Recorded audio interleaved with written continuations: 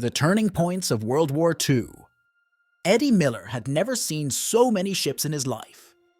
Standing at his post along the Normandy coast on June 6, 1944, he watched in disbelief as the morning mist parted to reveal what seemed like all the vessels in the world bearing down on his position. The sea itself had turned grey with steel. In his diary that evening, assuming he would survive to write in it, he would describe it as the horizon come alive with demons. He wasn't far wrong. What he witnessed that morning was just one of the 5 moments that would alter the course of the greatest conflict in human history. 5 battles spread across 5 theaters of war that would determine whether democracy or tyranny would shape the century to come. We think we know these stories. Stalingrad's frozen hell, where rats and men fought for scraps in the ruins of a dying city. Midway's fatal 3 minutes, where American dive bombers transformed the Pacific War in less time than it takes to boil an egg. Britain's summer skies, where 20-year-old pilots in Spitfires and Hurricanes dueled with Hitler's Luftwaffe over the English Channel. The beaches of Normandy, where seasick young men from Kansas and Kentucky and California ran into the teeth of German fire to break Hitler's Atlantic Wall. And finally, Berlin's last stand, where the Red Army's revenge for Stalingrad would leave a scar across Europe that would last half a century. But to understand these battles, truly understand them, we must see them through the eyes of those who fought them. The exhausted Soviet sniper who knew every brick of Stalingrad's ruins. The Japanese admiral who realized too late that his perfect trap had become his own destruction. The RAF pilot who at age 19 shot down 3 German bombers before breakfast. The American ranger who scaled the cliffs of Pointe du Hoc with nothing but grit and a rope. The German teenager who defended Berlin street by street as his world collapsed around him. This is their story. A story of how ordinary people, thrust into extraordinary moments, shaped the world we inhabit today. These 5 battles didn't just change the course of World War II, they changed the course of human history. And in understanding them, we understand not just where we came from, but who we are. Welcome to the Turning Points. Battle of Stalingrad, Winter's Vengeance. The Soviet sniper Vasily Zaitsev wiped frost from his scope and steadied his breathing. Through the lens, he watched a German officer emerge from a bombed-out department store, the man's collar pulled high against the biting December wind. At -30 degrees Celsius, even the act of squeezing the trigger required deliberate concentration. Metal had a way of stealing skin in such cold. But Zaitsev didn't hesitate. The shot cracked across the ruins of Stalingrad, and another tick mark would be added to his growing tally. Just 4 months earlier, this city had been home to nearly 500,000 people. Now, in the winter of 1942, it housed only corpses, rats, and soldiers who envied both. Hitler's obsession with capturing Stalin's namesake city had drawn 2 armies into an industrial slaughterhouse. The Volga River, which had once carried grain barges south to the Caspian Sea, now ferried Soviet reinforcements into the meat grinder while carrying bloated bodies toward the sea. General Friedrich Paulus, commander of the German 6th Army, had arrived at Stalingrad's gates in August with 270,000 men. He'd believed, as Hitler did, that the city would fall within weeks. Standing at his headquarters that first day, watching Luftwaffe bombs transform the city into a landscape of broken teeth, he'd written to his wife, "The Russians are as good as beaten." But the Russians had not read Paulus's letter. General Vasily Chuikov, the Soviet commander, had one order from Stalin: not a step back. He turned this desperate command into a brutal strategy.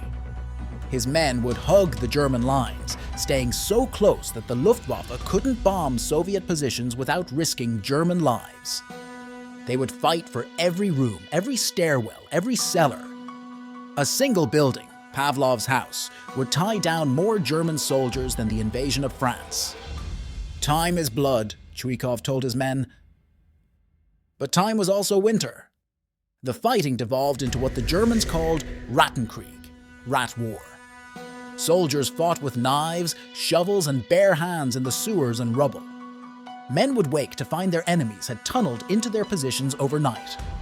a Soviet soldier's diary, found frozen in his dead hands, described firing at sounds for 3 days straight, never seeing a German, yet killing dozens. But while the Germans fixated on the city, Soviet Marshal Georgy Zhukov was orchestrating their doom. Operation Uranus would transform Stalingrad from a battle for a city into a battle for an army's survival. On November 19th, with theatrical timing, Zhukov dropped the curtain on Hitler's ambitions. Soviet tanks, hidden in the fog and snow, smashed through the Romanian armies protecting the German flanks. The pincers closed with mechanical precision. Inside of 4 days, nearly 300,000 German soldiers found themselves trapped in what they would call the Kessel, the cauldron. Hitler, from the comfort of his wolf's lair in East Prussia, ordered Paulus to fight to the last man. Goering, in a moment of fatal hubris, promised he could supply the trapped army by air. It was a death sentence wrapped in false hope. The Luftwaffe needed to deliver 700 tons of supplies daily to sustain the 6th Army. They never managed more than a sixth of that. Inside the pocket, the Germans began to die, not from Soviet bullets, but from cold and hunger. Soldiers wrapped newspapers around their legs for warmth. They boiled leather belts for soup. The lucky ones shot horses for meat. The unlucky ones ate rats and eventually each other. On January 31st, 1943, Paulus surrendered, defying Hitler's orders to commit suicide. The Führer raged in Berlin, but 91,000 frozen, starving German soldiers stumbled into Soviet captivity. Only 6,000 would ever return home. But numbers failed to capture Stalingrad's true significance. Here, for the first time, Hitler's Wehrmacht had not just been stopped, it had been annihilated. The myth of German invincibility died in the ruins along the Volga. Stalin's namesake city had become Hitler's graveyard, and the war's tide had irrevocably turned. Years later, a German survivor would write, "Stalingrad is no longer a name of a city. It is the name of a grave. We entered that grave as soldiers. We left it as broken men. The cost had been apocalyptic. Nearly 2 million soldiers and civilians died in the battle's 5 months. But from the ashes of Stalingrad, the Soviet Union emerged as a superpower. The Red Army, having learned to fight in this crucible of steel and ice, would not stop until its flag flew over the Reichstag in Berlin. For the Germans, Stalingrad became a word spoken in whispers. For the Soviets, it became a battle cry.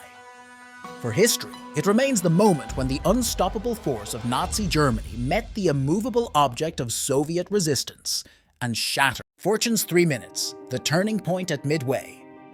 Lieutenant Dick Best circled his Douglas Dauntless dive bomber above the Pacific at 14,000 feet, watching his fuel gauge drift toward empty. The morning sun glinted off scattered clouds below, hiding whatever lay beneath. 6 months after Pearl Harbor's infamy, the young pilot knew the next few minutes would either avenge that attack or seal America's defeat in the Pacific. In a quiet room thousands of miles away, the battle had already begun 3 weeks earlier. Navy cryptanalyst Joe Rochefort hadn't slept properly in days, surviving on coffee and chocolate bars as he and his team raced to crack Japan's naval codes. Through the haze of exhaustion, patterns emerged from the seemingly random groups of letters and numbers. The Japanese were planning something big, and it centered around a location they called AF. Admiral Chester Nimitz needed proof.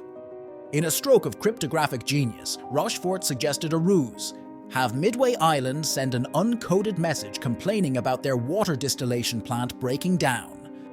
Within days, Japanese messages mentioned that AF was having water problems. Midway was the target. But knowing where the Japanese would strike was only half the equation. Admiral Isoroku Yamamoto, the architect of Pearl Harbor, had crafted an elaborate trap. His plan would divide the American fleet, using Midway as bait, while his main carrier force delivered the killing blow. It was a brilliant strategy that would have worked if the Americans hadn't been reading his mail.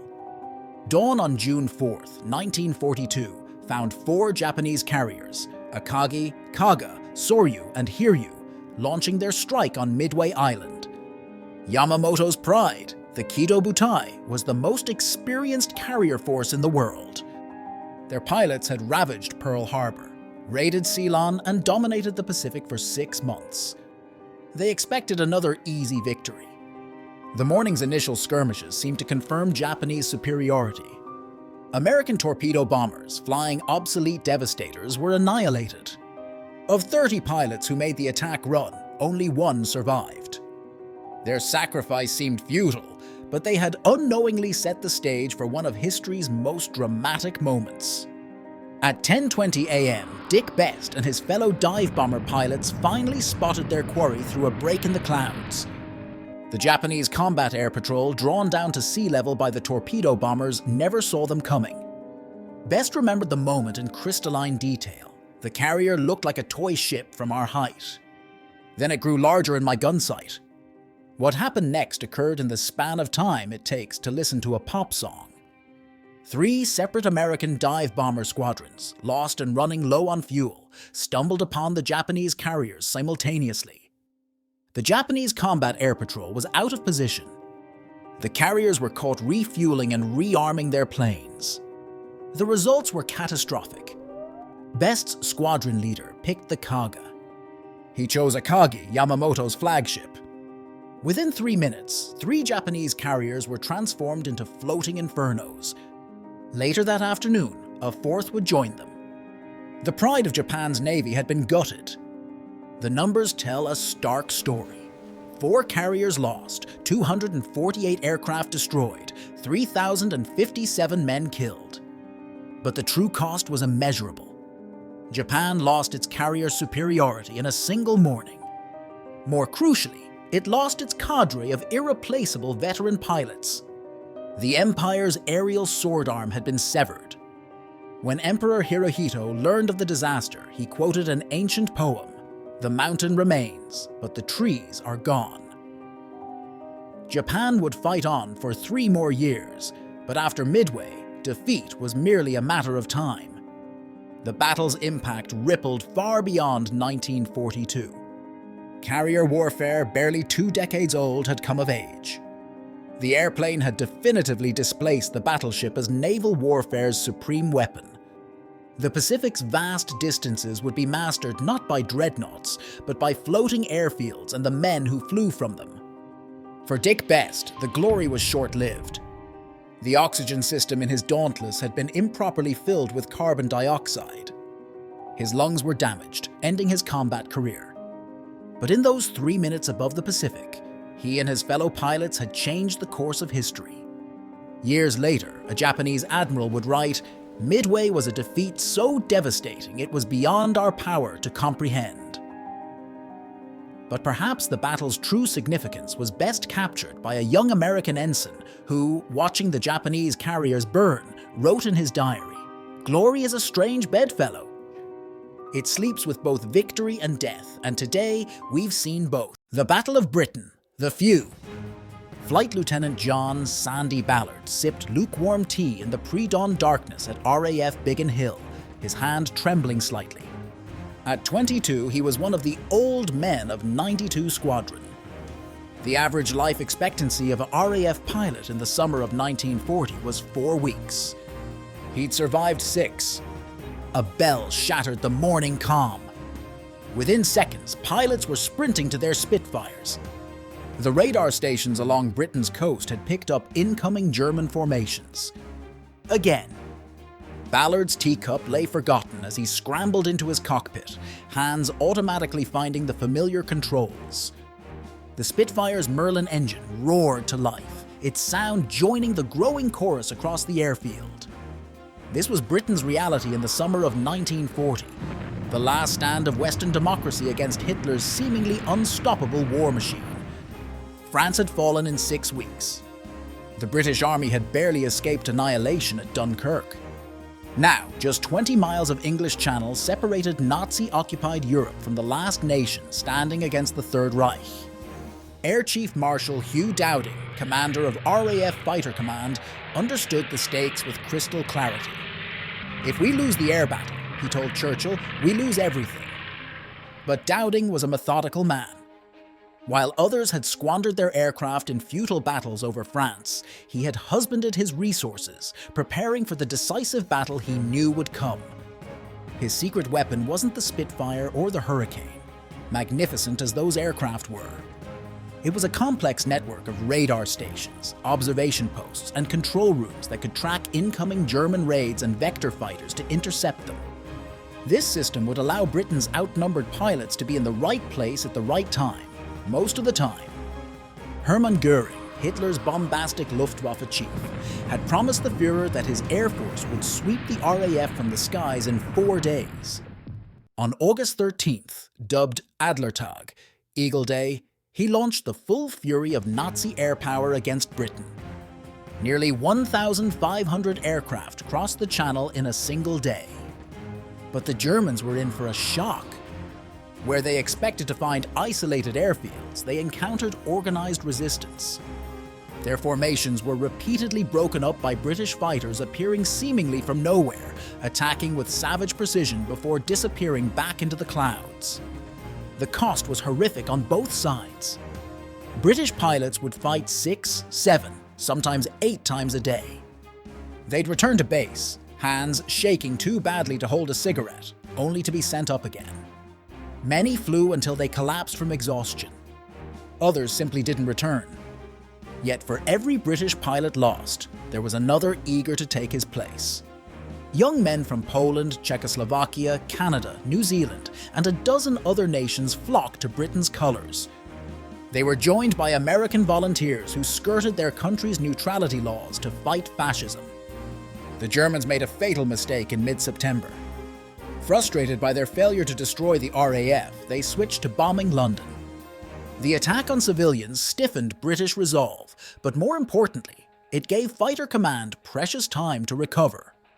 When the Luftwaffe returned to attacking airfields, it was too late. Sandy Ballard survived that summer, though many of his friends didn't. His logbook tells the story in terse entries. Engaged 109S over Canterbury. Adams bought it. Shot down 2. Night raid on London. Harrison missing. Heavy fighting over Dover. Got a bomber. Taylor killed. By October, it was clear the Germans had failed. The cost had been staggering. 1,977 German aircraft lost against 1,087 British fighters. The RAF had lost 544 pilots killed. The Luftwaffe lost 2,662 airmen. But the numbers hardly tell the story. Hitler's aura of invincibility had been shattered. Britain would not be invaded. The United States, watching from across the Atlantic, saw that the Nazi war machine could be beaten. And perhaps most importantly, Germany was forced to fight a two-front war when it turned east toward Russia. Years later, historians would debate the battle's turning points, but those who fought it remembered simpler things. The taste of fear at 20,000 feet, the flash of tracer fire in the sun, the sound of a wingman's Spitfire exploding, the loss of friends, the exhaustion, the pride. Churchill's words, delivered in the midst of the battle, would immortalize their sacrifice. Never in the field of human conflict was so much owed by so many to so few. But perhaps the most poignant tribute came from a young pilot who, on the evening before his final mission, wrote home, "If I should die, know that I fell doing something that had to be done." Someone had to stand against the darkness. Why not me? The few had saved civilization, one dogfight at a time. The longest day, D-Day's pivotal gamble. Lieutenant Thomas Meehan III scratched what would be his final letter home in the dim light of a C-47 transport. Below, moonlight silvered the English Channel's choppy surface. Around him, men of the 101st Airborne Division checked equipment and traded forced smiles. None of them knew that in 10 minutes, German anti-aircraft fire would tear their aircraft apart over Normandy's hedgerows. There would be no survivors. It was June 6, 1944, and the greatest gamble in military history was unfolding in darkness. Supreme Allied Commander Dwight Eisenhower had made the call just hours earlier, seizing a narrow window in the awful Channel weather. His message to the troops was already being distributed. You are about to embark upon the Great Crusade. The eyes of the world are upon you.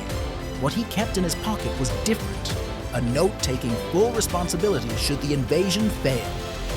The deception had been masterful. Operation Fortitude had convinced Hitler that the real invasion would strike Calais.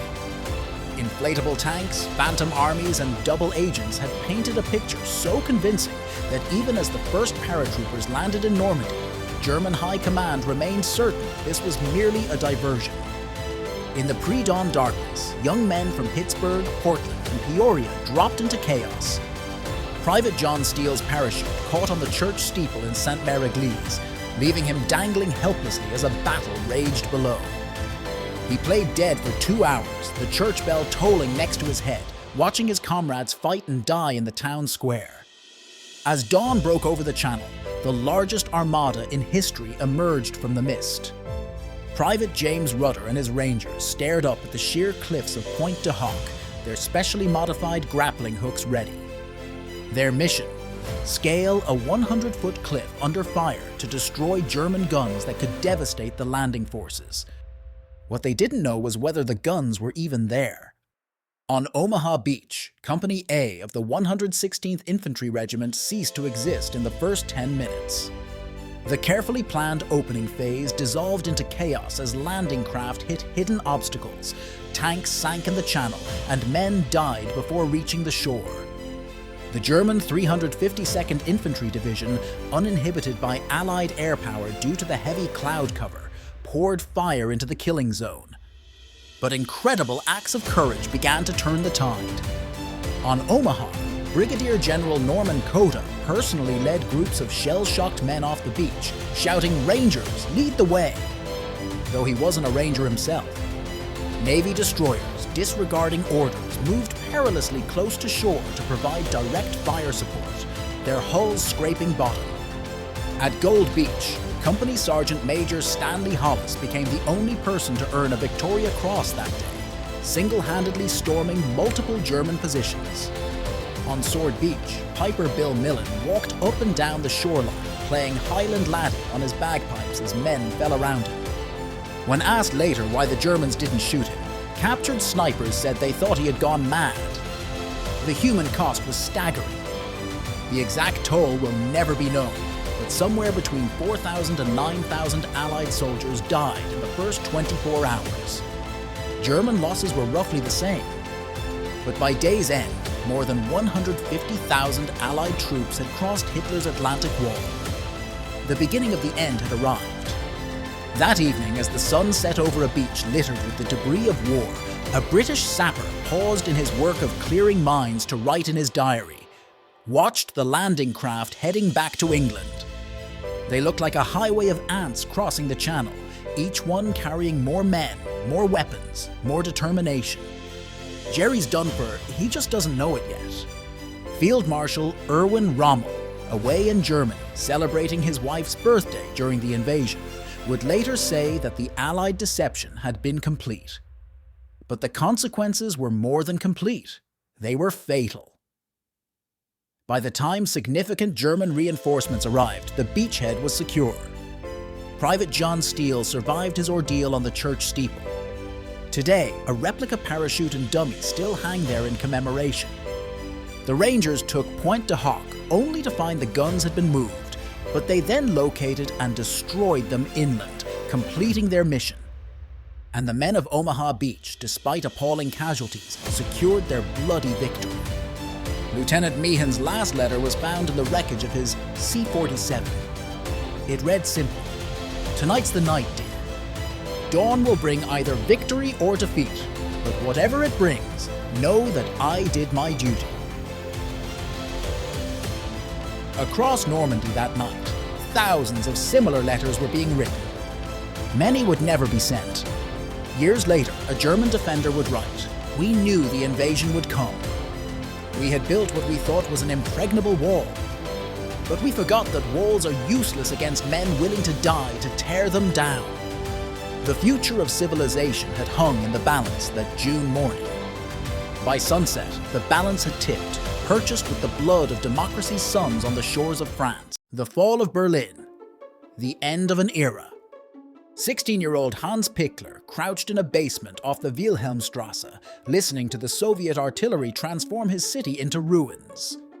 The continuous thunder of 8,000 guns had become Berlin's heartbeat. Above, through a shattered window, he watched the April rain mix with ash. His father, a proud Nazi party member, had vanished in the chaos 2 days ago. His mother was dead. His Hitler Youth armband felt impossibly heavy. 3 stories beneath the Reich Chancellery, in a concrete bunker designed to withstand the apocalypse, Adolf Hitler moved wooden divisions that no longer existed across a map. The Führer's hands trembled, a symptom of advancing Parkinson's disease, or perhaps the realization that his 1,000-year Reich would not survive its 12th spring. Marshal Georgy Zhukov had waited 3 years for this moment.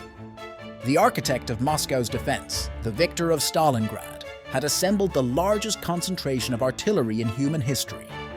Now, on April 16, 1945, he would deliver the coup de grâce to the Nazi regime. The orders to his men were simple: Berlin must become a lake.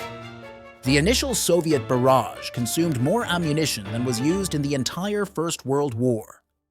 The night sky turned to artificial day as magnesium flares illuminated the target zones.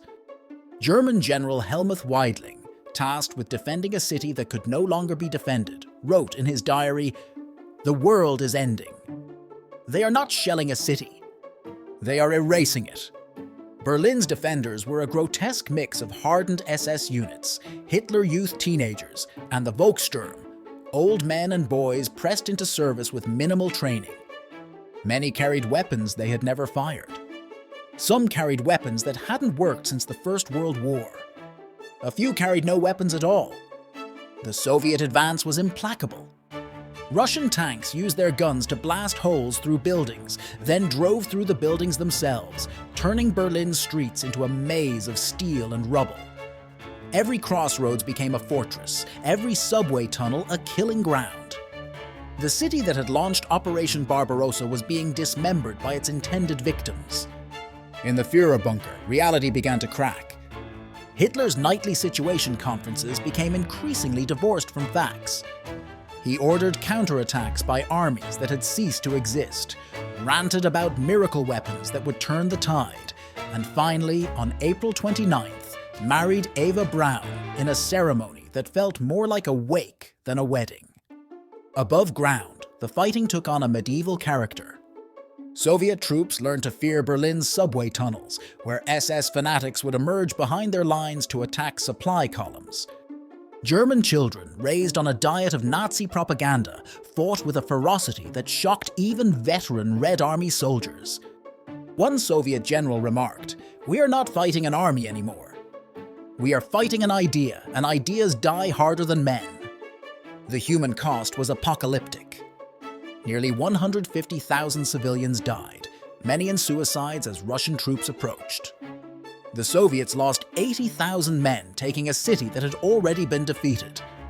Young Hans Pichler watched his best friend die trying to destroy a T-34 tank with a Panzerfaust they barely knew how to use.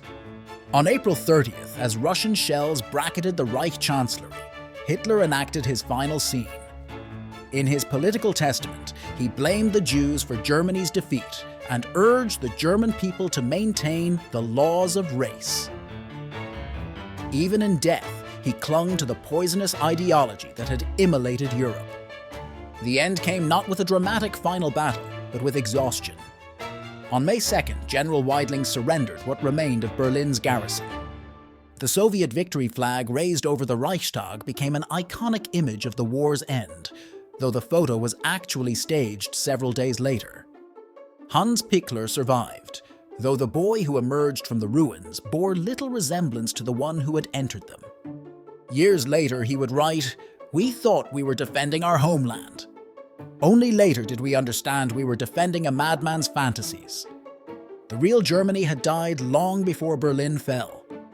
The battle's toll extended far beyond its immediate casualties. Berlin's fall became the starting point of the Cold War as Soviet and Western forces faced each other across the ruins of Hitler's capital. The city would remain divided for 44 years, a concrete manifestation of Europe's new ideological frontier.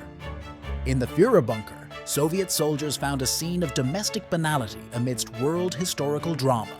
Half-empty champagne bottles, Eva Braun's jewelry, and Hitler's blackened corpse. One Russian colonel wrote home, "The Devil's Lair looked like a middle-class apartment. Evil, it seems, needs no special decor." Years later, a Berlin survivor would recall, "We thought it was the end of the world." In a way, it was. The world that emerged from those ruins was unrecognizable to those of us who had lived in the old one. The Battle of Berlin marked more than Nazi Germany's death. It was the funeral pyre of European dominance, the birth cry of the atomic age, and the first chapter of a new global conflict that would shape the remainder of the 20th century. The ruins would be rebuilt. The dead would be buried. But the echoes of those final days of April 1945 still reverberate through history's corridors, reminding us that civilizations like the men who build them are more echoes through time, the legacy of WWII battles. The elderly man's hands shook slightly as he placed 5 pebbles on the Normandy sand. "One for each of my crew," he whispered. Around him, the beach was peaceful on this summer morning in 2004. Children played in the surf where 60 years earlier, the sea had run red. He was one of the last remaining witnesses to history's greatest conflict, and he felt the weight of that responsibility. The 5 battles that turned World War II left more than scars on the landscape. They redrew the maps of power, reshaped human society, and forced us to confront questions about the very nature of civilization. Their echoes still reverberate through every major global event of the modern era. Stalingrad transformed more than just the Eastern Front. It birthed a superpower. The Soviet Union, having learned its lessons in that crucible of urban warfare, would dominate half of Europe for 4 decades. The tactics developed in its rubble-strewn streets would influence conflicts from Hue City to Fallujah, while its psychological impact would shape Russian military doctrine well into the 21st century. Midway's 3 Minutes of Destiny didn't just sink 4 carriers.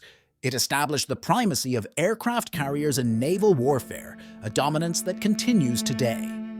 Every modern carrier battle group, every precision strike from the sea, every projection of naval air power traces its lineage to those fateful moments when dive bombers appeared above the Kido Butai.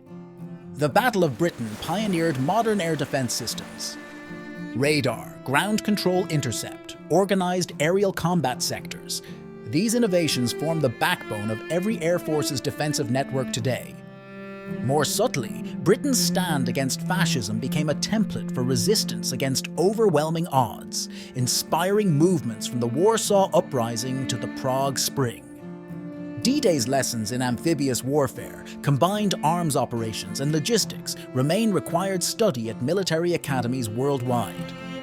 But perhaps its greatest legacy was proving that democracies, when sufficiently aroused, could organize on a scale that autocracies couldn't match. The invasion's planning and execution demonstrated that democratic nations could achieve unity of purpose without sacrificing their fundamental values. Berlin's fall marked more than Nazi Germany's death. It was the end of European hegemony and the birth of a bipolar world. The Cold War's Iron Curtain descended along the battle lines drawn in those final days of April 1945. The divided city became a symbol of humanity's capacity for both self-destruction and reconciliation. Walking today's peaceful streets, it's easy to forget the price paid for that peace. The numbers are numbing. 27,000 dead per day, every day for 6 years. The war directly killed 70 million people, 3% of the world's population. But statistics fail to capture the human cost, the individual stories, the futures erased. In a London pub in 1969, a German Luftwaffe veteran and a British RAF pilot discovered they had fought each other over Dover in 1940. They shared a drink, compared memories, and found more in common than either expected. The greatest tragedy, the German said, is that we were all brave men fighting for what we thought was right. The last survivors of these battles are leaving us now, taking their first-hand memories with them. Soon, all that will remain are letters, photographs, and graves. Yet their legacy endures in ways both obvious and subtle. In the international institutions created to prevent another such conflict, in the military doctrines shaped by their successes and failures, in the very structure of our modern world. Perhaps the most important lesson these 5 battles teach us is not about military strategy or geopolitics, but about human nature itself. They remind us that ordinary people, thrust into extraordinary circumstances, can change the course of history. That courage knows no nationality. That civilization is both more fragile and more resilient than we imagine. The old veteran stood up from the beach, his ritual complete. A young girl nearby asked him why he came back after all these years. He smiled sadly. To remember, he said, and to remind. The waves rolled in, erasing his footprints from the sand, just as they had erased the bloodstains 6 decades earlier.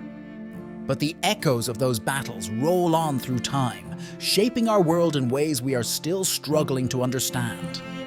Some bells once rung never stop ringing,